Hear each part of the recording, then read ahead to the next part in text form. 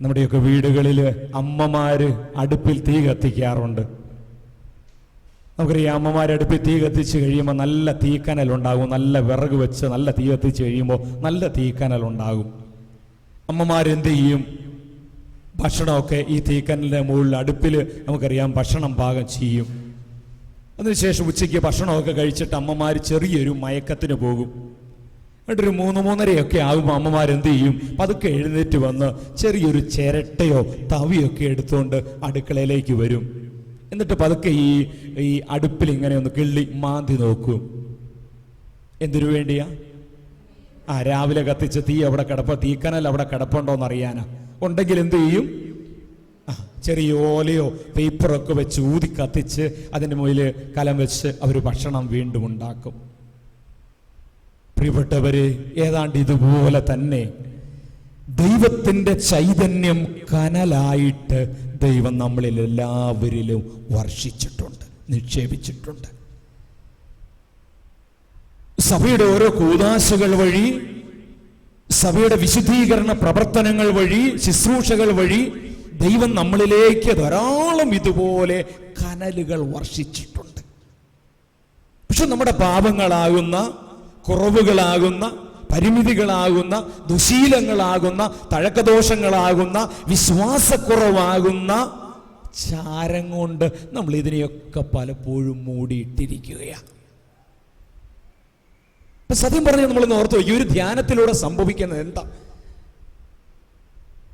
ഒരു കുമ്പസാരത്തിലൂടെ സംഭവിക്കുന്നത് എന്താ? നമ്മൾ ഈ ചാരം മാറ്റിക്കളയോ? അല്ലാണ്ട് പുതിയൊരു സംഗതി നമുക്ക് കിട്ടുകയല്ല. ഒരു ധ്യാനത്തിലൂടെ നമുക്ക്, അല്ലെങ്കിൽ ഒരു കുമ്പസാരം നമ്മൾ നടത്തി കഴിയുമ്പോൾ നമുക്ക് ഇല്ലാത്തൊന്നും കൈവരികയല്ല.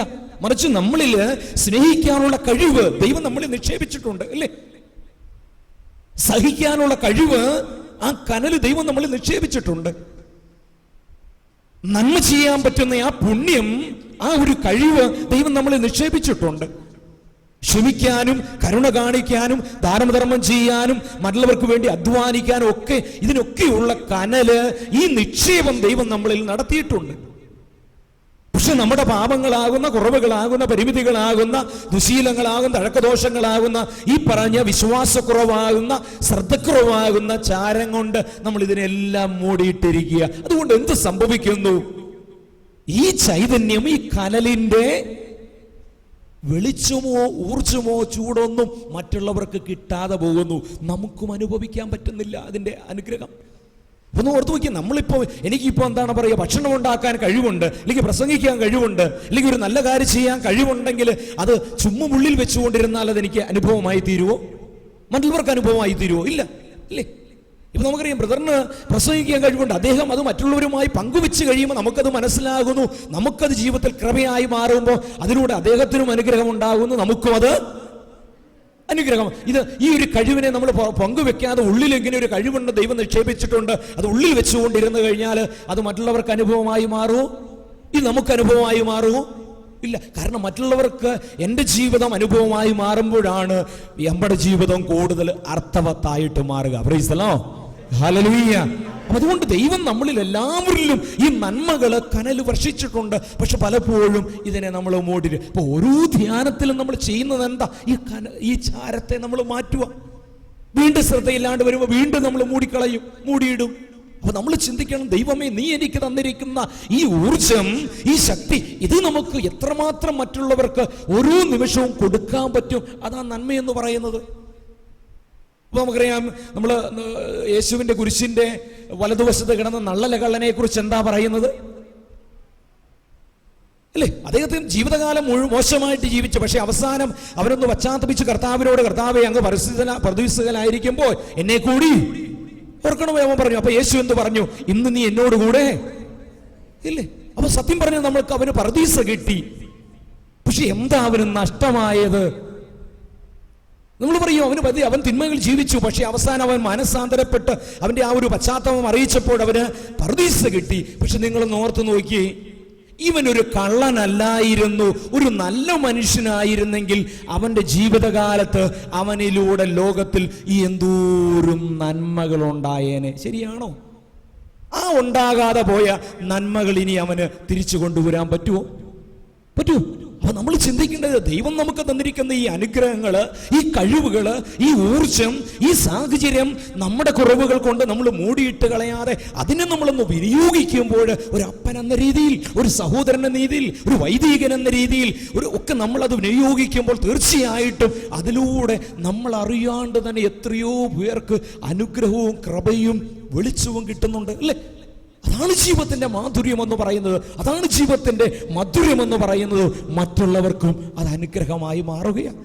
അതുകൊണ്ട് പ്രാർത്ഥിക്കുക ദൈവത്തോട്. തുടർന്നുള്ള ഇന്നും നാളെയൊക്കെ നമ്മൾ പ്രാർത്ഥിക്കണം, ദൈവമേ നീ എന്നിൽ നിക്ഷേപിച്ചിരിക്കുന്ന കനലിനെ, ദൈവമേ ആ ചൈതന്യത്തെ വീണ്ടും കണ്ടെത്തുവാൻ ഈ ധ്യാനത്തിലൂടെ നീ എന്നെ സഹായിച്ചല്ലോ കർത്താവേ. ഇനി നീ എനിക്ക് ആയുസ്സും ആരോഗ്യം നൽകുന്നിടത്തോളം ദൈവമേ അത് ഒരിക്കലും ഞാൻ കെടുത്തിക്കളയാതെ, ഒരിക്കലും ഈ കുറവ് കൊണ്ട് മൂടിയിട്ട് അതിൻ്റെ ചൈതന്യം നമ്മൾ കെടുത്തിക്കളയാതെ കർത്താവേ ഊർജ്ജസ്വലമായി ആത്മാർത്ഥതയോടെ വിശ്വാസത്തോടെ പ്രതീക്ഷയോടുകൂടെ ജീവിക്കാൻ കൃപ തരണമെന്ന്. അതാണ് നമ്മൾ ഇനി ചെയ്യേണ്ടത്. അതാണ് നമ്മൾ ചെയ്യണം. അതിനു വേണ്ടിയിട്ട് നമുക്ക് എന്ത് ചെയ്യാൻ പറ്റും? അതിനുവേണ്ടി ത്യാഗങ്ങൾ സഹിക്കണം. അതിനു വേണ്ടിയിട്ട് നമ്മൾ നമ്മുടെ സമയം മാറ്റി വെക്കണം. അതിനു വേണ്ടിയിട്ട് നമ്മുടെ പ്രവർത്തനങ്ങൾ നിങ്ങൾ ഏകോപിപ്പിക്കണം. അതിനു വേണ്ടിയിട്ട് നമ്മൾ എന്താണ് പറയുക, ചില ജീവിതത്തിൻ്റെ ശൈലികളെ നമ്മൾ മാറ്റണം. ചിലതിനോട് നമ്മൾ നോ പറയണം. ചിലത് പുതിയ കാര്യങ്ങളോട് നമ്മൾ ചിലതിനോട് യേസ് പറയണം, അല്ലേ? അതുകൊണ്ട് നമ്മൾ ആ ഒരു കാഴ്ചപ്പാടോടുകൂടി, ആ ഒരു തീഷ്ണതയോടുകൂടെ നമുക്ക് മുന്നോട്ട് പോകാൻ നമുക്ക് എപ്പോഴും ആവുക. അത് വളരെ പ്രധാനപ്പെട്ടതാണ്. അത് വളരെ പ്രധാനപ്പെട്ടതാണ്. നമുക്കറിയാം, നിങ്ങൾ ഓർത്ത് നോക്കി, ഒരു തീപ്പെട്ടി എടുത്ത് തീപ്പെട്ടിക്കൊള്ളുകൊണ്ട് ഉരയ്ക്കുമ്പം അവിടെ എന്തുണ്ടാകും? പറഞ്ഞേ, തീ ഉണ്ടാകും. എവിടെയാ തീ ഇരിക്കുന്നത്? കാണാവോ? പിന്നെ തീപ്പെട്ടിക്കകത്ത് തീയുണ്ടോ? തീപ്പെട്ടി കൊള്ളിക്കകത്ത് തീയുണ്ടോ? എവിടെയാ തീ ഇരിക്കണത്?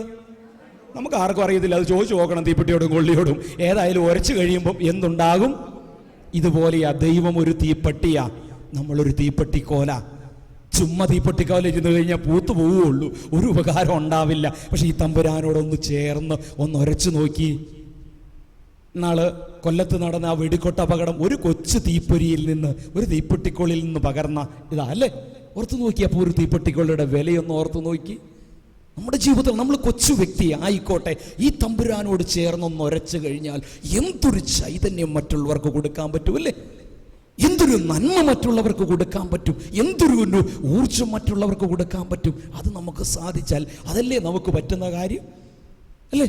എല്ലാവർക്കും എന്താ പറയുക, നരേന്ദ്രമോദിയെ പോലെ ഇന്ത്യ മുഴുവൻ ഭരിച്ചിട്ട് നന്നായിട്ട് ജീവിക്കാന്ന് പറഞ്ഞാൽ പറ്റൂ? നമുക്ക് നമ്മുടെ ജീവിതത്തിൽ കൊച്ചു സാഹചര്യങ്ങൾ, ഒരു കുടുംബനാഥയാ, അല്ലെങ്കിൽ കൊച്ചു ശുശ്രൂഷ ചെയ്യുന്നവരാ, ആ ഒരു തലത്തിൽ നമുക്ക് ഈ തീപ്പെട്ടിക്കൊള്ളിയുടെ ഉപകാരമാകാൻ പറ്റും, ഇല്ലേ? അവിടെ നമുക്ക് നമ്മുടെ കുടുംബജീവിതത്തിലായിക്കോട്ടെ, നമ്മുടെ ശുശ്രൂഷാ മേഖലകളിൽ എങ്ങനെ എനിക്ക് അല്പം ഒരു ഊർജ്ജം കൊടുക്കാൻ പറ്റും. അതാ നമ്മുടെ ധ്യാനത്തിന്റെ അർത്ഥം എന്ന് പറയുന്നത്. ഒരാഴ്ച നമ്മൾ 8 ദിവസം ഇരുന്ന് നമ്മൾ ധ്യാനിച്ചു, വചനം കേട്ടു, പഠിച്ചു, ഒത്തിരി പാട്ടുകൾ പാടി, വിശുദ്ധ കുർബാന അർപ്പിച്ചു, വളരെ ഊർജ്ജവുമായിട്ട് നമ്മൾ നാളെ കടന്നു പോവുക എവിടുന്ന്. അപ്പൊ നമ്മൾ ചിന്തിക്കണം, ദൈവമേ ഈ ഊർജ്ജം എന്നിലുണ്ടെങ്കിൽ ഈ ഊർജ്ജം എനിക്ക് വേണ്ടി കെട്ടിവെക്കാനുള്ളതല്ല, മറിച്ച് ചൈതന്യമായിട്ട് എൻ്റെ പ്രവൃത്തിയിലൂടെ, എൻ്റെ നല്ല തീരുമാനങ്ങളിലൂടെ, എൻ്റെ മനോഭാവങ്ങളിലൂടെ, എൻ്റെ കാഴ്ചപ്പാടുകളിലൂടെ, എൻ്റെ ഓരോ പെരുമാറ്റങ്ങളിലൂടെയും മറ്റുള്ളവർക്ക് കരുത്തായിട്ട്, മറ്റുള്ളവർക്ക് താങ്ങായിട്ട്, മറ്റുള്ളവർക്ക് ജീവനായിട്ട്, സന്തോഷമായിട്ട് എനിക്ക് കൊടുക്കാനാവണം. Praise the Lord, hallelujah. Gas കുറ്റിക്കകത്ത് നമ്മൾ എന്തിനാ ഗ്യാസ് അടിച്ചു നിറച്ച് കയറ്റി വിടുന്നത്? ഗ്യാസ് കുറ്റി ഇങ്ങനെ വീർത്തിരിക്കാൻ വേണ്ടിയാണോ? ഈ ദിവസങ്ങളിൽ തമ്പുരാൻ നമ്മളിൽ ഗ്യാസും തീയും എല്ലാം എല്ലാം എല്ലാം എല്ലാം നിറയ്ക്കുകയായിരുന്നു. ഇതവിടെ ഇരുന്ന് വണ്ണം വെച്ചിരിക്കാൻ വേണ്ടിയല്ല നമുക്ക്, മറിച്ച് നമ്മുടെ മനസ്സ് ഹൃദയവും തമ്പുരാൻ നിറച്ചത്, നമ്മുടെ ജീവിതം നിറച്ചത്, നമ്മുടെ കാഴ്ചപ്പാടുകളെ നിറച്ചത്, നമ്മുടെ ബോധ്യങ്ങളെ നിറച്ചത്, നമ്മുടെ വിചാരങ്ങളെ ദൈവം ഈ ദിവസങ്ങളിൽ നിറച്ചത്, അത് മറ്റുള്ളവർക്ക് ഈ ഗ്യാസ് കുറ്റിയിലെ ഗ്യാസ് പകർന്നു കൊടുത്ത് അനേകർക്ക് അത് ഭക്ഷണമായി തീരുന്നു. ഗ്യാസ് കുറ്റിയിൽ നമ്മൾ ചെറിയ ഗ്യാസ് നിറയ്ക്കും, പക്ഷെ എത്രയോ പേർക്ക് അത് ഊർജമായി, അന്നമായി തീരുന്നു.